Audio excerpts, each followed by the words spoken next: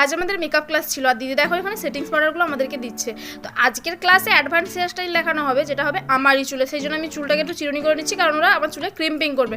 তো আমার চুলটা এতটাই ঘন এতটাই বড় ছিল যে ওরা 3-4 জন মিলেও ক্রিম্পিং করতে পারছিল। তো সকলেই বলাবলি করছিল, ভালো ভালো কমপ্লিমেন্টস পেয়ে আমার খুবই ভালো লেগেছিলো। তো যাই হোক, আমি ভাবলাম যে আমার মধ্যে এমন কিছু রয়েছে যেটা নিয়ে লোকে ভালো ভালো কমপ্লিমেন্টস দেয়, যেটা নিয়ে আমার বেশ ভালো লাগছিলো। তারপরে দেখো দিদি এখানে হেয়ার স্টাইল করা আরম্ভ করে দিয়েছে। প্রায় 3 থেকে 4 ঘন্টা আমি এরমভাবে এক জায়গায় বসেছিলাম, আমি দাঁড়াতেও পারিনি। তো আমার পেছনটা না পুরো ব্যথা হয়ে গেছিলো। যাই হোক, আর দেখো এই যে এখানে আমি বসে আছি, বসে বসে তোমাদেরকে দেখছি।